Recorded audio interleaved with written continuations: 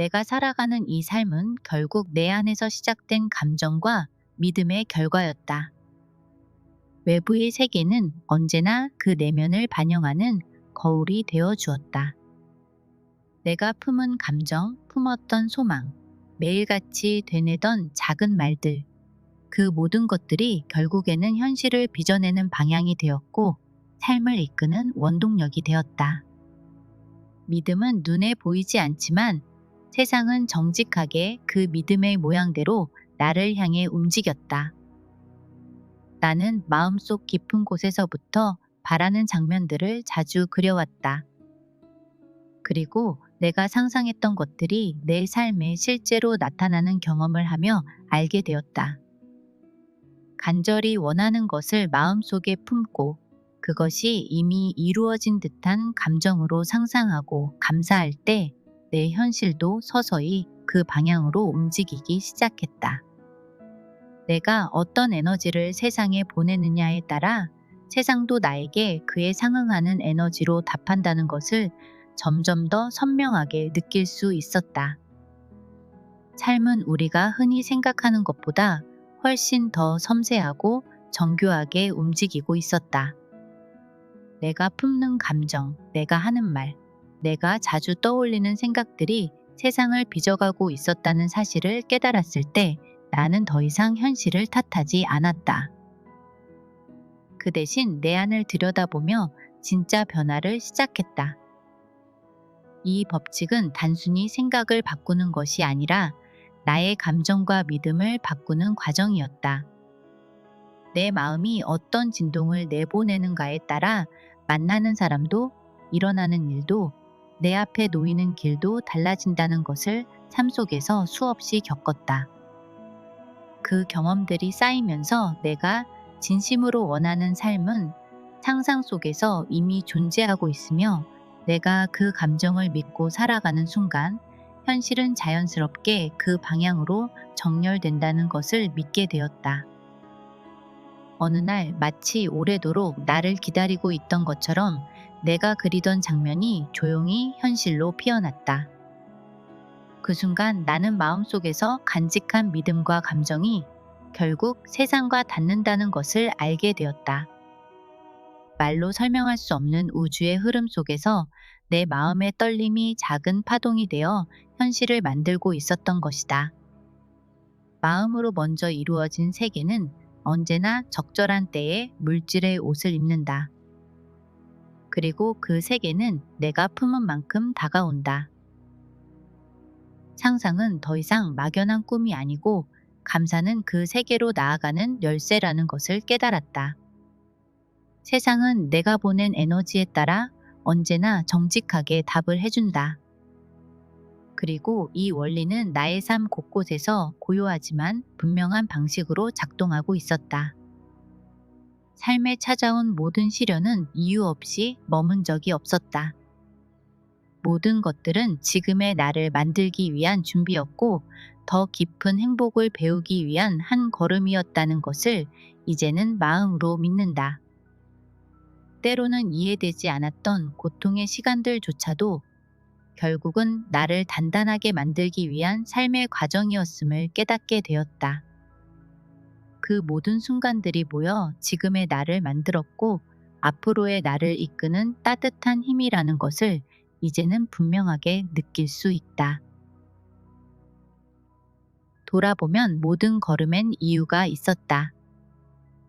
이 모든 깨달음이 나를 여기까지 데려왔고 이제 그 이야기를 당신에게 진심으로 들려주려 한다. 그 모든 이해와 수용의 끝에서 나는 마침내 내 이야기를 시작할 수 있게 되었다. 어린 시절 나는 무척이나 부모님의 사랑을 받고 싶은 아이였다. 나의 아버지는 경찰 공무원이었는데 언제나 무섭고 다가가기 어려운 존재였다. 아버지는 밖에서는 유머 있고 좋은 분으로 평가받았지만 집에서는 무섭고 권위적인 가부장적인 아버지 상이셨다. 어머니는 백화점에서 그릇을 파는 일을 하셨다. 일하시는 것 외에 친구들을 많이 만나느라 무척 바쁘셔서 집에 계시는 것을 거의 본 적이 없었다. 그리고 따뜻한 어머니의 밥상을 먹어본 기억이 별로 없다. 무서운 편은 아니었지만 그렇다고 가족들에게 다정하고 살뜰히 챙겨주는 어머니도 아니었다. 도시락도 잘 안 싸주시고 밥도 잘 못 챙겨주실 만큼 바쁘고 가족들에게 무관심한 어머니였기에 어린 시절 어머니의 기억은 별로 없다. 나는 쌍둥이인데 쌍둥이 언니와 2살 많은 오빠가 있다. 부모님의 바쁜 삶 속에서 우리 삼남매는 엄마 아빠의 관심을 받지 못하는 현실 속에서 자라야 했다. 성인이 된 지금에도 어린 시절을 떠올리면 마음속에 오래 남는 것은 학원이라는 단어이다. 나는 초등학교 시절 학교 수업을 마친 후 영어, 피아노, 미술과 같은 다양한 학원에 다니는 친구들이 정말 부러웠다. 그 시절의 어린 나는 그 모습을 바라보며 가끔 학원에 가는 친구들을 따라가고 싶다는 마음을 삼켜야 했다. 우리 집 형편으로는 오빠를 제외하고 언니와 나까지 학원에 간다는 건 어려웠다. 부모님은 남아 선호 사상이 있어서 여자들이 공부를 하는 걸 원하지 않으셨다.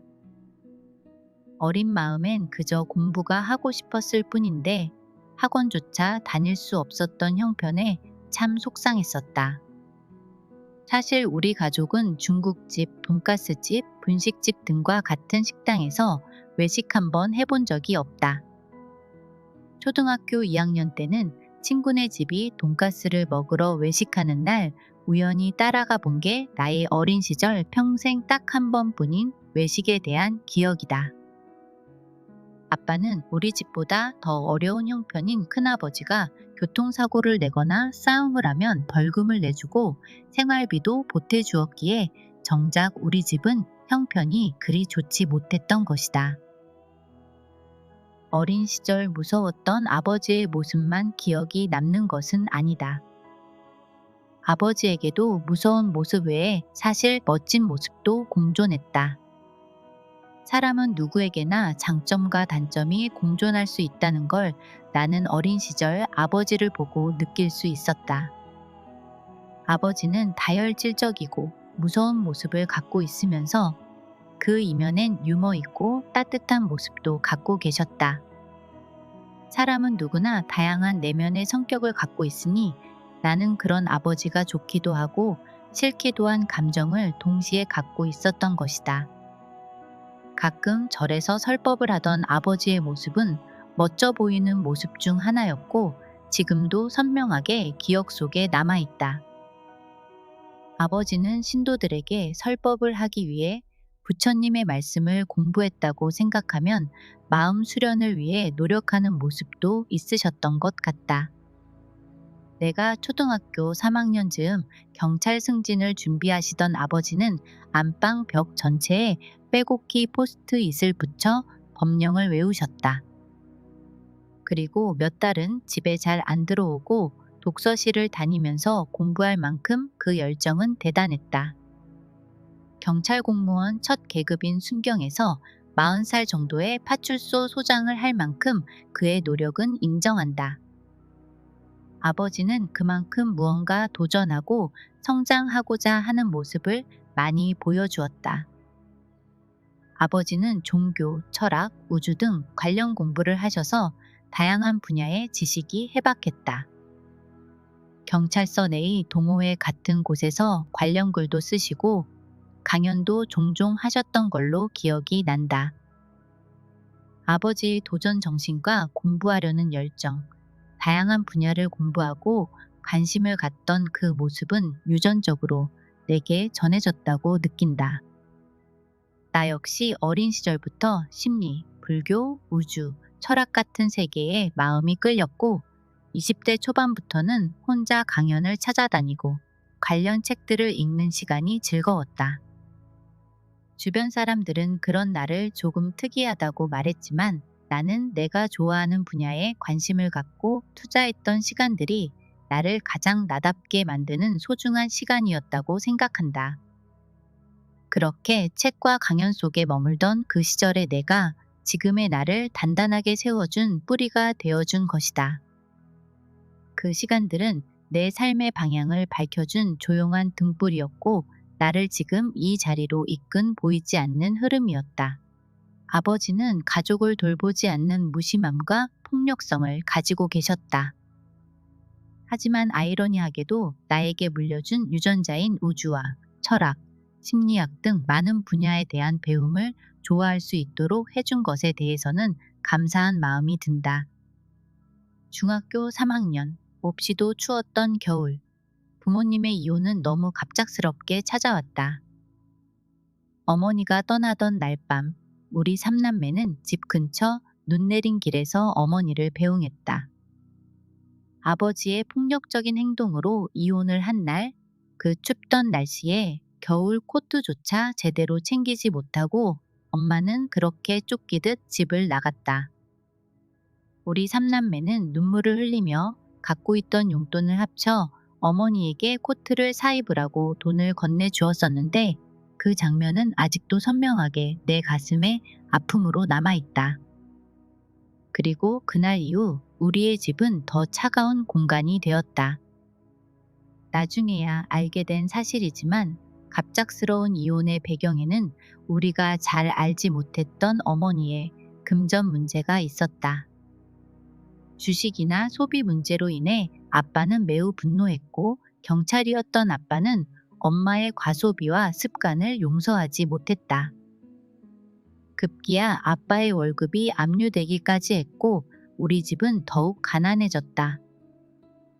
시간이 흐른 뒤 장롱 깊숙한 서랍 속에서 발견한 이혼 서류와 엄마와 관련된 문서들을 보며 나 역시 큰 충격을 받았다.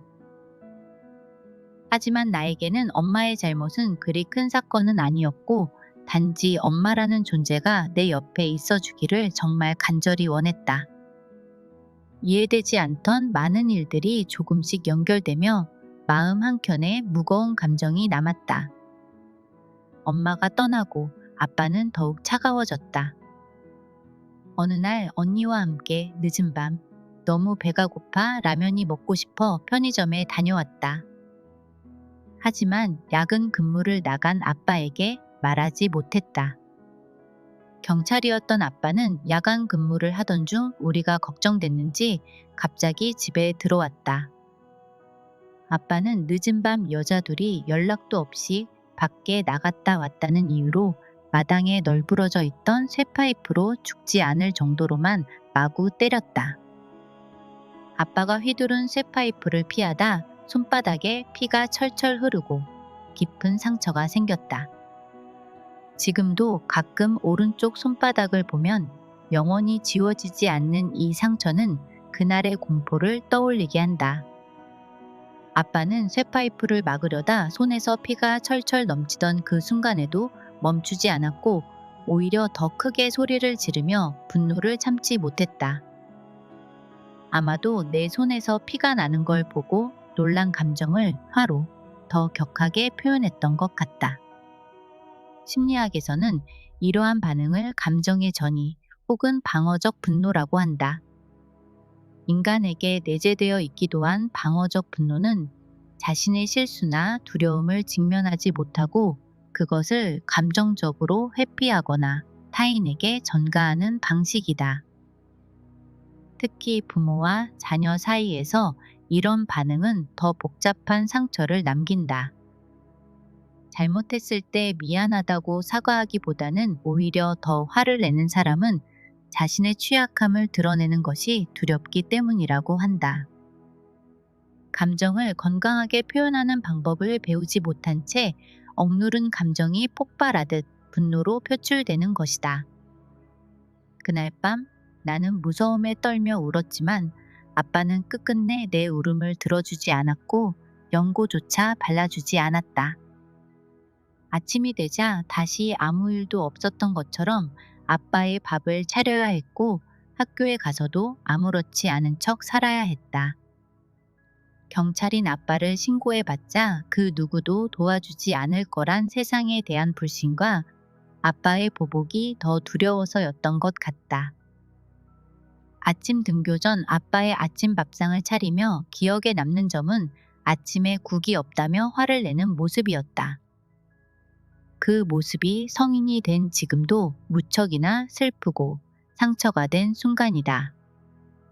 아버지는 어린 딸이 엄마 없이 밥을 차려주면 가엾어 하고 고마워해야 할 텐데 왜 그랬어야 했을까? 고등학교 시절 아버지의 폭언과 폭력이 두려워 더 이상 아빠와 함께 살 수 없었던 나는 언니와 함께 집을 나왔다. 집을 나가 다른 동네 독서실에서 며칠을 지냈는데 첫 가출을 했을 땐 결국 아빠에게 붙잡혀 다시 집으로 돌아갔어야 했다. 하지만 나는 이미 그 집을 집이라고 느끼지 않았다. 집에 돌아온 후 며칠이 지나 엄마가 우리 남매가 보고 싶어 아빠가 없는 틈을 타서 찾아오셨다. 엄마는 그때도 마땅히 머물 집이 없다고 했다. 주택에 살던 우리 집엔 언니와 내가 쓰는 방에 다락방이 하나 있었다. 그 방에서 엄마는 숨어서 지내셨다. 아빠가 갑자기 집에 들어와도 다락방에 지냈던 엄마는 다행히 아빠에게 걸리진 않았다. 어린 시절 엄마가 숨어서라도 우리를 보고 싶어 다락방에서 며칠 지내셨던 그 순간은 지금도 정말 슬프고 눈물이 난다. 엄마는 며칠 후 다시 우리를 남겨두고 일자리를 찾아 떠나셨다. 엄마가 머물다간 며칠 뒤 나는 언니와 함께 또다시 엄마를 찾아 가출했다. 여전히 집을 구하지 못한 엄마이기에 엄마와 지내기로 한 후부터는 엄마 지인의 도움을 받아 한 부동산에서 지낼 수 있었다. 부동산의 영업이 끝난 뒤 셔터를 내리고 영업장 안의 작은 방에 엄마와 함께 이불을 펴고 잘 수 있었다. 영업이 늦게 끝나는 날은 밖에서 추위를 견디며 기다려야 했고 셔터가 완전히 내려진 후에야 겨우 안으로 들어가 잘 수 있었다. 그렇게 자고 일어나면 이른 아침 다시 일어나 학교에 갔다. 고등학교를 다니던 그해 나는 어떻게 해서든 학교는 빠지지 않고 꼭 다니고 싶었던 마음이 컸었다. 어느 날 부동산 사장님이 더 이상 편의를 봐주기 어렵다며 나가달라고 했다. 엄마는 또 다른 지인의 도움을 받았다. 예전에 가족이 함께 살던 집 근처 시장에 위치한 지하 주막과 닭갈비를 팔던 식당을 오가며 잠을 잘 수 있었다. 그곳들 역시 영업이 끝난 후에야 들어갈 수 있었고 엄마와 우리는 헤어지지 않고 비록 영업장의 작은 방이지만 함께 지낼 수 있음에 감사했다. 영업이 늦게 끝나는 날은 밖에서 기다려야 했고 셔터가 닫히고 나서야 비로소 들어가 잠을 잘 수 있었지만 집에서 아빠와 지내는 순간보다 더 행복했다. 고등학교 2학년 무렵 드디어 우린 학교 근처 벌집처럼 이어진 작은 방을 얻어서 지낼 수 있게 되었다. 3평 정도 됐을까?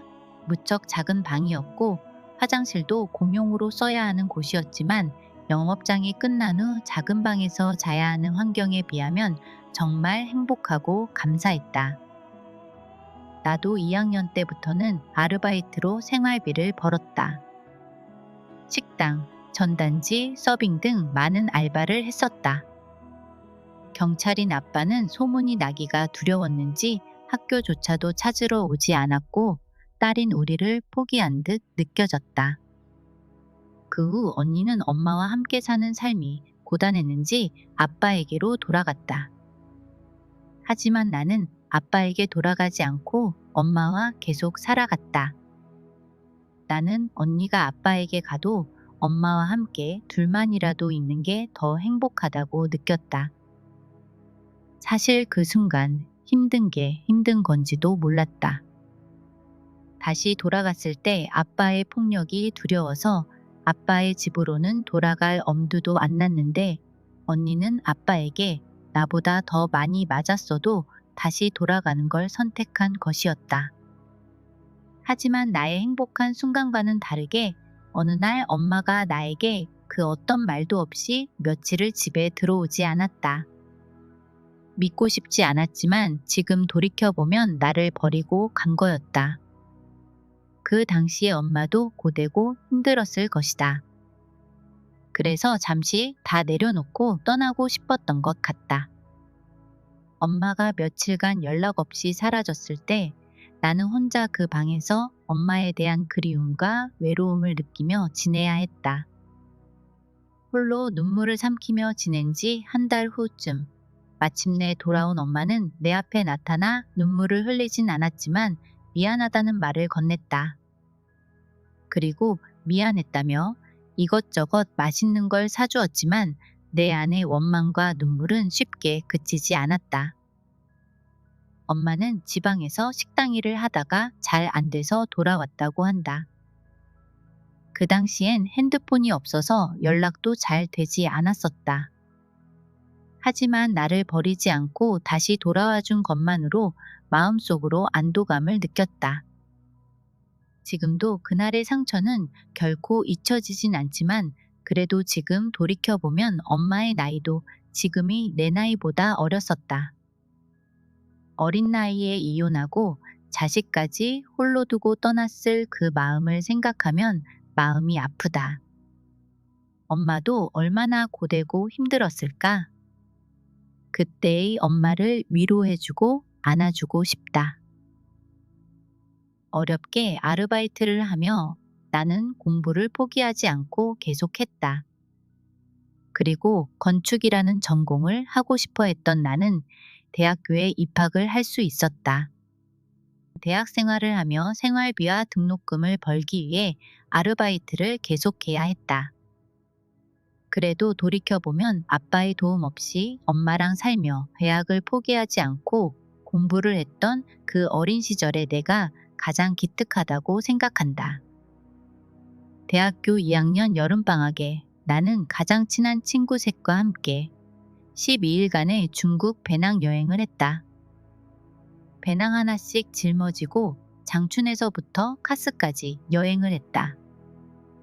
최소의 비용으로 정말 낭만적이고 행복했던 청춘 여행을 다녀온 것이었다. 여행 중 낯선 도시를 보고 새로운 문화를 경험하고 친구들과의 깊은 대화 속에서 나는 많은 생각과 반성을 하는 자기 성찰의 시간을 갖기도 했다. 그러던 중 마음 한켠에 자리 잡고 있던 아빠라는 존재가 문득 떠올랐다. 폭력적이었던 기억과 억눌린 감정이 분명 존재했지만 아빠에 대한 그리움이라는 감정도 분명히 있었다. 아빠에 대한 안 좋았던 기억 말고 나에게 밥을 먹여주고 옷을 사주고 가끔 가족 여행을 했던 행복한 순간들도 있었다. 가족이란 이렇게 복잡 미묘한 관계인가 보다. 여행을 마치고 돌아온 나는 여행지에서 사온 작은 선물을 들고 재혼한 아빠의 집을 조심스럽게 찾아갔다. 오랜만에 만난 아빠는 어색했지만 나는 인사를 드리고 이야기를 나누었다. 아빠는 반가워했지만 예전에 본인의 모습을 반성하거나 부끄러워한 기억은 없이 오히려 집을 나간 나에게 배신감 같은 걸 느꼈다고 한다. 어떻게 너네가 불쌍한 아빠를 두고 나갈 수 있었냐며 원망을 하셨다. 나는 그저 듣고 있었다. 오랜만에 만난 아빠와 싸우기 싫었기에 그저 듣고 다시 엄마가 있는 집으로 돌아갔다. 휴학 중이던 나는 매달 아르바이트로 번 돈 중 일부를 아빠에게 보내기 시작했다. 아빠에게 돈을 드린 이유는 마음속 깊은 곳에서는 아빠에게 사랑받고 싶고 인정받고 싶다는 바람이 있었던 것 같다. 대학을 졸업하고도 약 4년 동안 엄마와 함께 살고 있는 집의 월세와 용돈을 제외하고 거의 대부분의 수입을 아빠에게 전달했다. 그러나 훗날 알게 된 것은 아빠는 새어머니가 관리한다는 핑계를 대며 내가 보낸 돈의 존재조차 잘 알지 못했다고 한다. 어떻게 모를 수 있냐고 물으니 아버지의 통장 관리 자체를 새어머니가 한다고 하셨다. 아르바이트를 하며 돈을 보내던 중 건강상의 이유로 돈을 못 보내기도 했었던 적이 있다. 다시 알바를 하고 돈을 보낸 나는 돈을 보낸다고 새어머니한테는 말했지만 아빠에게는 굳이 말하지 않았다. 당연히 부부끼리 소통할 거라 생각했었던 거였다. 하지만 아빠는 잠깐 쉰 한 달 동안 돈을 안 주니 처음 몇 달은 돈을 받은 걸로 기억하지만 그 후엔 계속 돈을 주지 않았다고 생각했다고 한다. 그 후로 새어머니는 더 많은 금전 지원을 요구하며 나에게 돈을 더 안 보낸다고 화를 내기도 했다.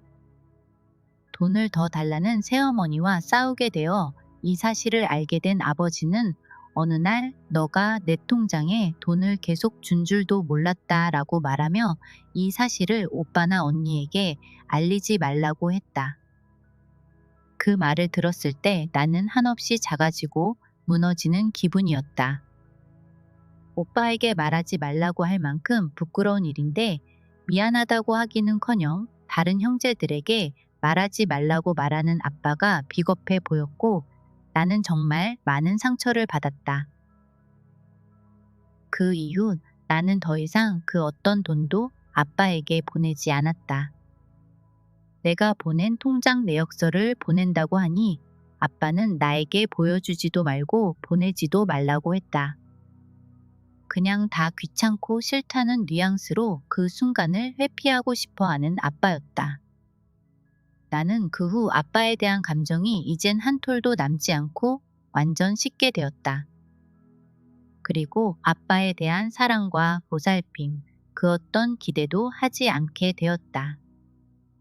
심리학에서는 폭력을 행사한 아빠에게 돈까지 주는 나의 이러한 감정 상태를 애착의 보상 행동이라고 부른다는 것을 알게 되었다. 나는 부모에 대한 사랑을 갈망하는 마음이 아빠에게로 향하고 관계를 회복하고 싶은 무의식적 열망이 자신을 희생하게 만든 거였다. 비록 상처를 입었지만 나는 여전히 그 관계를 회복하고 싶었던 것 같다. 그 당시 아빠라는 자리를 마음속에서 완전히 없애고 싶지 않았고 그 존재가 나에게 여전히 중요한 의미라고 느꼈던 거였다. 대학을 졸업하고도 나는 더 나은 미래를 위해 학자금 대출을 받아 도시설계 전공으로 대학원에 진학했고 아르바이트를 병행하며 석사 과정을 마쳤다. 알바를 하며 석사 학위를 쓰느라 비록 힘들고 벅찬 순간도 있었지만 나는 공부가 내 삶을 바꿔줄 수 있다는 희망 하나로 이겨냈다. 석사 학위 제출을 위한 한 학기는 학업에만 전념했다. 금전 상황이 좋지 않았던 시기와 겹쳤는데 어느 날 너무 배가 고파 동전을 모아 김밥 한 줄을 엄마와 사 먹었던 순간이 떠오른다. 그 순간을 떠올리면 어떻게 그렇게까지 돈이 없었으며 공부는 하고 싶었고 또 어떻게 그 이후 다시 일어났는지 마음이 아프고도 무모한 시절이었다는 생각이 든다. 20대 중반 모아둔 돈은 아빠에게 주고 돈이 별로 없었다. 나의 어려운 사정을 아는 친한 친구들이 하나같이 몇십만 원씩 도움을 줬다. 20대 중반을 기억하면 친구들의 도움이 가장 고맙고 기억에 남아 10년이 지난 지금도 술자리에서 만나면 그날을 떠올리며 고마운 마음에 눈물이 나곤 한다. 감사한 마음으로 빚진 마음을 평생 갚으며 살고 싶다. 그 모든 시간들이 나를 만들었다. 나는 어려웠던 순간들을 감사의 마음을 밑바탕에 두고 마음 공부와 끌어당김의 법칙을 실천하며 긍정적인 에너지로 삶을 바라보는 힘을 키워갔다. 단순히 힘든 시간을 견디는 것이 아니라 그 안에서 의미를 찾고 성장의 발판으로 삼았다. 그렇게 나는 스스로의 상처를 돌보고 내가 진정으로 원하는 삶을 향해 한 걸음씩 나아가고 있었다. 지금 나는 전시기획 관련 프리랜서를 하며 자유로운 삶을 살고 있다. 출퇴근을 해야 했던 회사 생활을 마무리하고 내가 진정으로 가슴 뛰는 일을 하기 위해 퇴사를 선택한 것이다. 지금은 프리랜서 형태로 자유롭게 일하면서도 수입을 얻고 있는 현실이 정말 행복하다. 이 모든 것은 과거에 내가 상상하고 매일 써내려갔던 소망이 실제로 이루어진 결과이다. 지금 나는 또 하나의 큰 꿈을 향해 나아가고 있다. 언젠가는 삶의 고통과 우울증을 겪는 사람들의 마음에 위안을 주는 힐링 센터를 열어 마음이 아픈 사람들이 조용히 와서 위로받고 다시 힘을 낼 수 있는 공간을 만들고 싶다. 그들의 이야기를 진심으로 들어주고 상처를 보듬으며 긍정의 메시지를 나눌 수 있는 마음 상담사가 되고 싶다. 그리고 나의 숙명처럼 느껴지는 또 하나의 오래된 꿈이 있다. 부모가 없거나 가난한 형편 때문에 배울 수 없는 아이들을 위한 꿈과 희망의 상상학교를 만드는 것이다. 공부하고 싶어도 여건이 허락하지 않는 아이들이 자유롭게 머물고 배움과 사랑을 동시에 경험할 수 있는 공간을 만들고 싶다. 나는 언젠가 그 학교의 선생님이 되어 아이들의 이름을 따뜻하게 불러주고 싶다.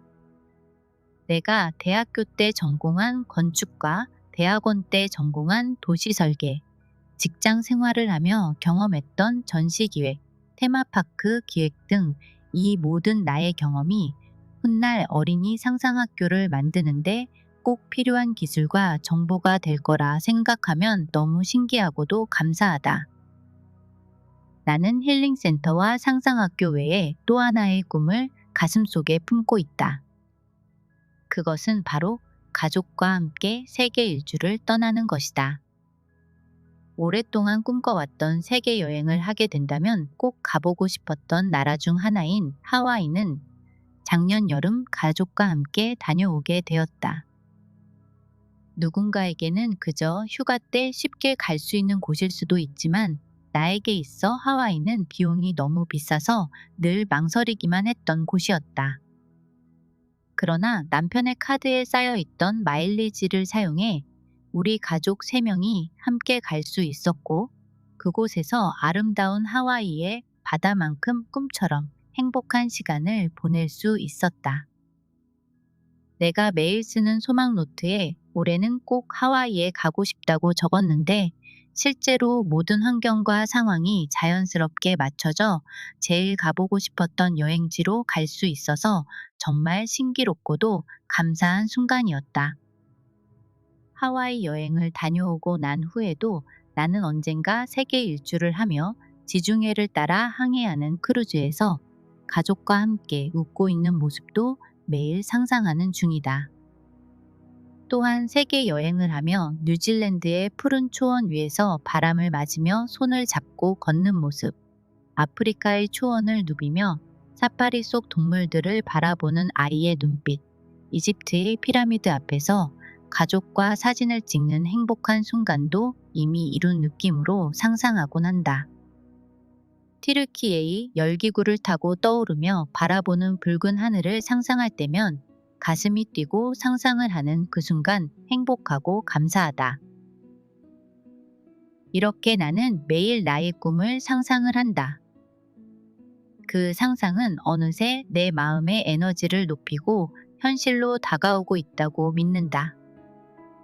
이 상상이야말로 나에게 가장 강력한 끌어당김의 힘이 되어준다. 나의 상상이 곧 삶의 가장 빛나는 기억으로 남게 될 거라 생각하면 이미 이룬 느낌으로 상상만 해도 현재 그 순간까지 정말 행복함을 느낀다. 결국 나는 상상의 힘으로 미래에 다가올 행복을 지금 이 순간에도 행복함으로 물들이고 있는 것이다. 나의 진짜 꿈을 이미 이루어진 듯한 감정으로 지금의 삶을 세계 여행 중이라고 생각하면 진짜 그렇게 느껴진다. 물론 처음 상상할 땐 어색하기도 했지만 계속 반복하고 연습하니 어느덧 자연스럽게 상상이 되었고 진짜 현실로 느껴짐을 경험했다. 이 모든 것들을 상상한다는 것은 사랑하는 가족과 함께 삶의 가장 빛나는 기억을 만들어가는 여정이라고 생각하니 벅찬 느낌이 들었다. 이런 나의 상상은 에너지가 되고 그 에너지는 우주의 파동과 연결되어 언젠가 적절한 때에 반드시 현실이 될 거라는 믿음이 더욱 커진다. 지금 이 순간 현재에 머무르며 상상하는 이 시간이야말로 마치 마법처럼 행복감을 선물해 준다. 나는 마음으로 그려낸 상상은 현실이 된다고 믿는다.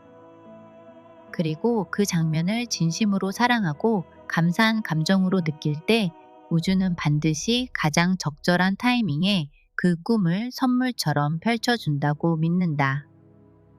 이런 기적 같은 상상의 힘, 끌어당김의 법칙을 나는 많은 사람들에게 전달해 주고 싶다.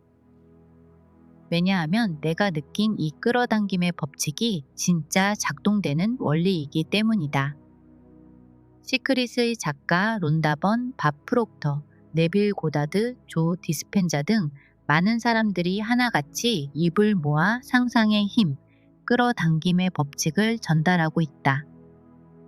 그들처럼 나도 이런 우주의 아름다운 법칙을 전파하는데 동참하고 싶다. 누군가는 끌어당김의 법칙을 믿지 않지만 그런 사람들의 말에 귀 기울이지 말고 의심하지 말고 판단하지 말아야 한다. 나는 끌어당김의 법칙을 믿는 이런 나의 삶을 응원하고 사랑한다. 나는 이 꿈을 이루기 위해 지금도 매일 비전 보드를 바라보며 상상하고 명상을 통해서도 상상하고 모든 것에 감사해 하며 이미 이룬 듯한 감정으로 살아간다. 책상 옆 가장 잘 보이는 곳에 내가 꿈꾸는 모든 상상의 장면들이 비전 보드에 펼쳐져 있다. 힐링센터의 평화로운 정원, 상상학교에서 웃고 있는 아이들, 세계 곳곳을 누비며 강연하는 나의 모습, 유학을 떠나 공부하는 나와 아들의 모습, 그리고 내가 꿈꾸는 아름다운 집에서 가족과 함께 행복하게 살고 있는 모습, 세계 일주를 하는 장면을 이미 이룬 느낌으로 상상하곤 한다. 내 인생을 돌아보면 어린 시절에 힘들었던 순간들이 지금의 나를 만들었다는 사실을 부정할 수 없다. 아버지의 폭력, 가정의 불안정함, 반복되는 가출과 가난은 나를 고단하게 했지만 동시에 깊은 내면의 힘을 일깨우는 경험이기도 했다. 때로는 왜 이런 일이 나에게 일어나야 했는지 원망도 들었지만 그 모든 시간들이 결국 내 삶을 완성시키는 퍼즐 조각들이었다는 것을 이제는 안다. 가정 형편상 학원을 못 다녔던 나의 어린 시절은 성인이 되어 내가 직접 번 돈으로 영어 회화, 토플, 토익 등 여러 학원을 다니며 공부하는데 돈을 아끼지 않고 다니고 싶은 마음이 생기게 했을런지도 모른다. 다 큰 성인이 되어 여러 학원을 다니면서 누구보다도 행복하고 즐겁게 배웠던 그 시간들은 아마도 어린 시절 받지 못한 보상을 스스로에게 해주고 싶었던 마음이었을 것이다. 나는 그 시간을 통해 영어를 정말 좋아하게 되었고 업무에서도 능숙하게 활용할 수 있었으며 해외여행 중에는 자유롭게 대화를 나눌 수 있을 만큼 실력도 쌓을 수 있었다. 외국인 친구와 자연스럽게 소통하며 문화의 벽을 넘는 경험을 할 수 있었던 것도 그때의 간절함이 만든 선물이었다. 그렇게 하나씩 어린 시절에 못 해봤던 것들을 스스로에게 선물로 채워가던 어느 날, 문득 나는 과거의 상처들이 전혀 다른 시선으로 다가오는 것을 느꼈다. 아픔은 단순히 고통으로 끝나는 것이 아니라 그 너머의 진실을 들여다볼 수 있는 통로가 되었다. 내 안의 결핍과 아픔을 외면하지 않고 마주했을 때 나는 아버지를 향한 이해의 문턱에도 설 수 있었다.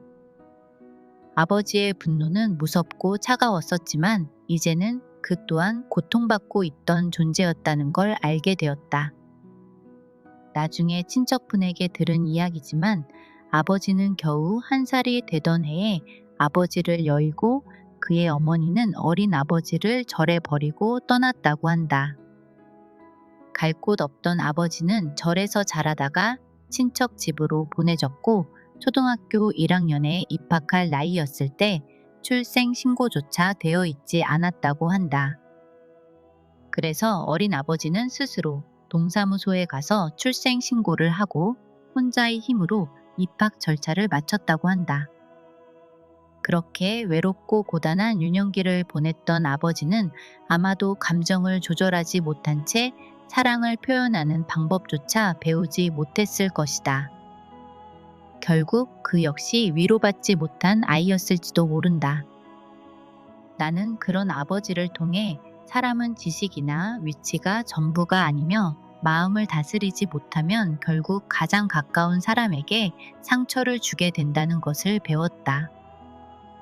그래서 나는 마음을 공부해야 한다고 믿는다. 나부터 보살펴야 세상도 다르게 보이고 비로소 타인을 온전히 이해할 수 있게 된다고 느꼈다. 나는 끌어당김의 법칙을 삶의 중요한 지혜로 받아들인다. 처음에는 단순한 호기심에서 시작되었지만 반복되는 체험을 통해 확신이 생겼다. 내가 진심으로 원하는 것, 상상하고 감사하며 느끼는 모든 것은 어느새 내 삶에 실현되기 시작했다. 그것은 우연이 아니었다. 내가 내 마음을 정리하고 내면의 소리를 따라가고 있었기 때문이다.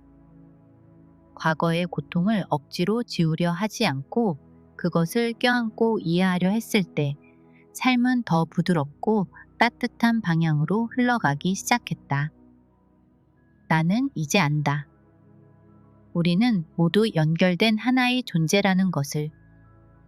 각자에게 주어진 상처는 결코 혼자만의 아픔이 아니며 결국 그 상처를 통해 더 깊은 사랑과 이해로 나아갈 수 있는 길이 열린다는 것을 배웠다.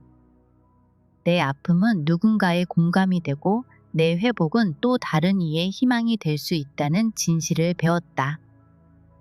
그것이 내가 지금까지 살아오며 가장 깊이 깨달은 삶의 원리이다. 내가 지나온 상처의 시간들과 회복의 시간이 누군가에게 작은 위로가 되었으면 좋겠다. 또한 누군가가 자신의 상처를 부끄러워하지 않게 되기를 바란다. 그리고 자신의 마음을 사랑하는 법을 배우게 되기를 바란다. 누구나 자기만의 이야기를 가지고 있고 그것이 아름답고 가치 있다는 것을 느꼈으면 한다. 과거의 나는 불행했던 나의 과거나 가족 이야기를 그 누구에게도 한 적이 없었다.